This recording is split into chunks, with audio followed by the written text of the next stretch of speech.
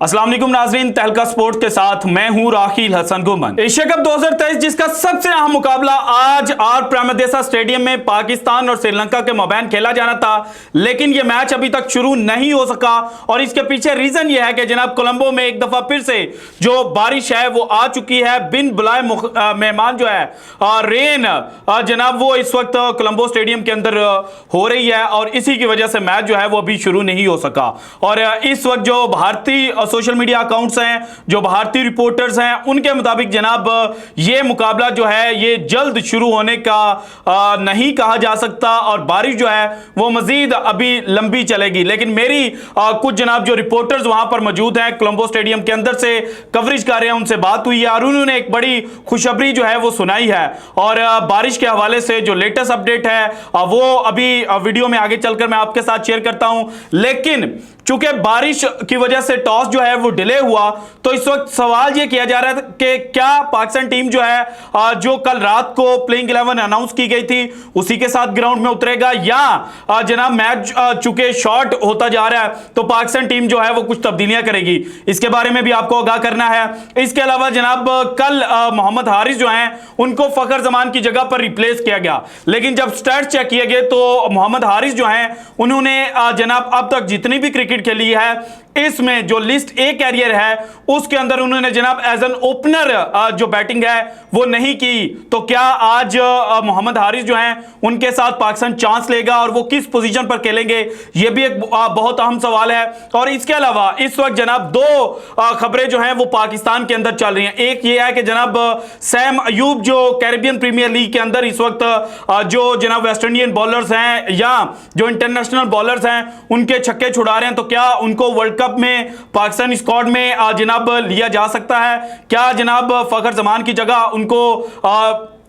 पाकिस्तान की जो प्लेइंग 11 है ये 15 रुकनी स्क्वाड है उसके अंदर जनाब लिया जा सकता है? ये भी आपके साथ शेयर करना है। और इसके अलावा जनाब शादाब खान जो पाकिस्तान की ओडीआई टीम के जनाब वाइस कैप्टन है उनके हवाले से भी एक खबर सामने आई है। शुएब जट साहब ने यह खबर आपसे चंद मिनट पहले ट्वीट की है। उन्होंने कहा है कि जनाब लाहौर के अंदर चीफ सेलेक्टर इंजमाम उल हक और जो लोकल सिलेक्शन कमेटी है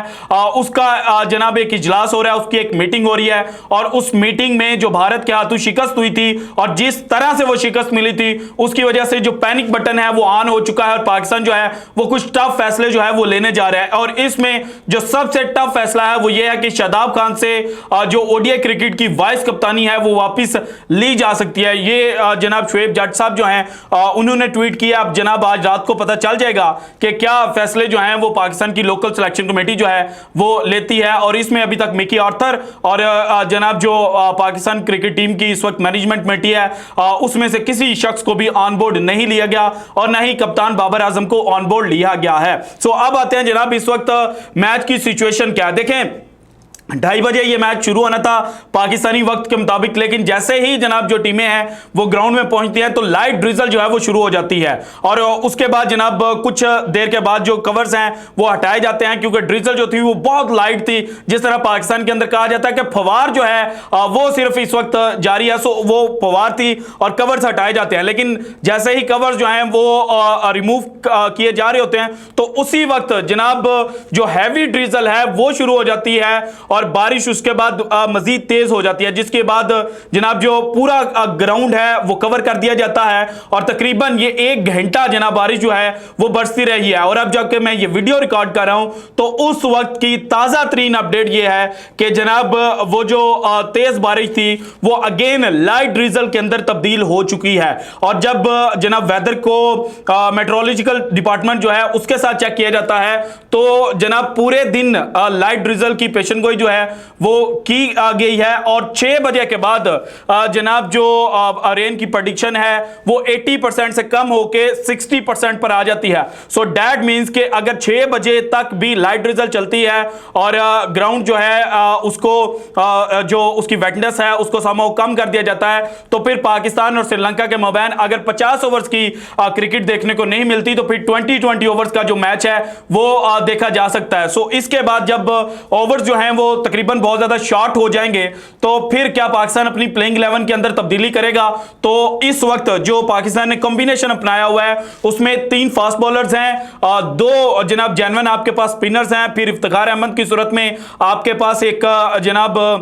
जो पार्ट टाइम स्पिनर है वो भी मौजूद है। सो पाकिस्तान किसी किस्म की कोई तब्दीली नहीं करेगा, और चूंकि ओवर जो है वो शॉर्ट होंगे तो फिर पाकिस्तान जो है वो मोहम्मद हारिस को ओपनर के तौर पर भी आजमा सकता है। लेकिन अगर ओवर जो है वो 20 से ज्यादा होते हैं, 30 होते हैं, 35 होते हैं, तो फिर जनाब जो मोहम्मद रिजवान है उनको ओपनर वाली स्लॉट पर पाकिस्तान क्रिकेट टीम जो है वो एडजस्ट कर सकती है, और मोहम्मद हारिस जो है उनको नंबर 4 या नंबर 5 के ऊपर बैटिंग जो है वो करवाई जा सकती है, और सऊद शकील जो है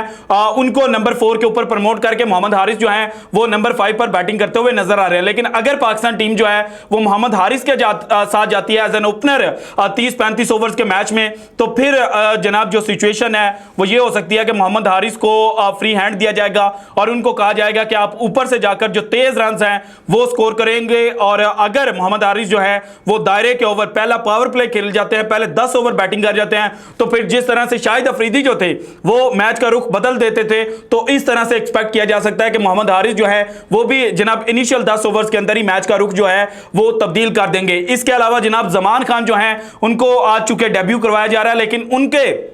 जो लिस्ट ए के फिगर्स हैं वो कि शानदार नहीं है, उनकी एवरेज इतनी बेहतरीन नहीं है कि उनको आज डेब्यू करवा दिया जाता। लेकिन चूंकि T20 के अंदर जनाब उन्होंने बड़ी अच्छी बॉलिंग की हुई है लाहौर कलंदर्स के लिए, उसके अलावा जनाब जो इन्होंने इंग्लैंड के अंदर काउंटी सीजन खेला वहां पर जनाब इन्होंने बड़ी अच्छी बॉलिंग की हुई है, तो जितने ओवर्स मिनिमाइज होंगे ये पाकिस्तान के लिए बेनिफिशियल होंगे। और इसके अलावा ये अब चूंकि बारिश हुई है तो इसकी वजह से जो श्रीलंका के स्पिनर्स हैं वो भी उतने कारआमद साबित नहीं हो सकते। सो ये जो रेन है ये ब्लेसिंग इन डिस्गाइज है, सिर्फ उस वक्त तक जब तक के जनाब जो मैच है वो कम से कम 20 ओवर्स का पाकिस्तान और श्रीलंका के मोबाइन खेला जाए, और अगर ये मैच वॉश आउट हो जाता है तो फिर पाकिस्तान क्रिकेट टीम जो है वो लाहौर वापस आ जाएगी, जिस तरह से आज रात को नसीम शाह साहब जो हैं वो लाहौर वापस आ रहे हैं। सो जनाब जो इस वक्त की इतलात है अभी भी अगर मैं आपको चेक करके बताऊं तो जो ड्रिजल है वो बिल्कुल लाइट है, तेज बारिश जो है वो खत्म हो चुकी है, और मैच जो है वो अगर ये जो लाइट ड्रिजल है ये 30 मिनट के अंदर रुक जाती है, बिल्कुल खत्म हो जाती है, तो फिर कम से कम 1.5 से 2 घंटे जो हैं वो जनाब स्टेडियम को प्रिपेयर करने के लिए लग सकते हैं, और फिर पाकिस्तान और श्रीलंका के मोबाइन जो मैच है वो 30 से 35 ओवर्स और 20 ओवर्स का भी कंप्लीट किया जा सकता है। सो रिजल्ट ओरिएंटेड मैच बनाने की जो कोशिश है वो एशियन क्रिकेट काउंसिल इस मैच को जरूर करेगी, क्योंकि इस मैच का जो रिजल्ट है वो फाइनल पर बहुत ज्यादा इंपैक्ट डाल सकता है, क्योंकि अगर पाकिस्तान फाइनल में पहुंचता है तो फिर जनाब जो एशियन क्रिकेट काउंसिल है उसके जो इस टूर्नामेंट की वैल्यू है वो इंक्रीज हो जाएगी, और तारीख में पहली दफा ऐसा होगा कि पाकिस्तान और जो भारत हैं वो जनाब एशिया कप का फाइनल एक दूसरे के मध्य मुकाबिल खेलेंगे। सो ये जनाब मौसम की सूरत हाल थी। इसके बाद अगर बात की जाए कि सैम अयूब जनाब सीपीएल के अंदर बहुत अच्छा परफॉर्म कर रहे हैं, इससे पहले पीएसएल के अंदर उन्होंने बड़ा अच्छा परफॉर्म किया था, और जिस तरह से क्लासिक शॉट्स जो हैं वो सैम अयूब खेलते हैं तो उसकी वजह से पाकिस्तान के अंदर इस वक्त ये बहस जो है वो जरूर जारी है कि जनाब सीपीएल की जो पिचेस हैं वो भी इतनी कोई पेस फेवरेबल नहीं है, वो भी स्पिनर्स के लिए हेल्पफुल हैं। सो अगर ऊपर से पाकिस्तान जो है वो सैम अयूब के साथ चांस लेता है या उनको नंबर 4 के ऊपर भी चांस देता है तो वहां पर जनाब जो सैम अयूब हैं वो पाकिस्तान के लिए कारआमद साबित हो सकते हैं। लेकिन जनाब ये आज जो लोकल सिलेक्शन कमेटी जनाब मीटिंग कर रही है उसके अंदर फाइनल डिसीजन जो है वो लिया जाएगा। लेकिन सैम अयूब जो है वो सीपीएल के अंदर अब तक 20 छक्के लगाकर जनाब सबसे ज्यादा छक्के लगाने वालों की लिस्ट में सफे अव्वल पर हैं। उसके बाद जनाब जो हाईएस्ट रन स्कोरर हैं वो भी सीपीएल के इस वक्त सैम अयूब हैं, और ये इनका पहला जनाब सीपीएल का एक्सपीरियंस था, और उसके अंदर जिस तरह से जनाब ये स्लो टर्निंग पिचेस के ऊपर, डेड पिचेस के ऊपर बैटिंग कर रहे हैं तो ये पाकिस्तान के लिए बहुत ज्यादा हेल्पफुल है। अगर उनको इंक्लूड किया गया तो पाकिस्तान के जो चांसेस हैं वो वर्ल्ड कप जीतने के मजीद बेहतर हो सकते हैं। और इसके अलावा सैम अयूब जो है वो पाकिस्तान के लिए जनाब एक पार्ट टाइमर का रोल जो है वो भी प्ले कर सकते हैं, क्योंकि ये साथ बॉलिंग भी समाव कर लेते हैं, ऑफ स्पिन कर लेते हैं। सो पाकिस्तान को यहां पर जनाब जो एक डबल बेनिफिट है वो मिल सकता है। So this is it from today's episode. अगर आपको वीडियो पसंद आए तो लाइक कीजिएगा, ज्यादा से ज्यादा शेयर कीजिएगा, अपनी कीमती राय का इजहार लाजमी कीजिएगा, और अगर आपने अभी तक चैनल को सब्सक्राइब नहीं किया तो कर दें। शुक्रिया, अल्लाह हाफिज।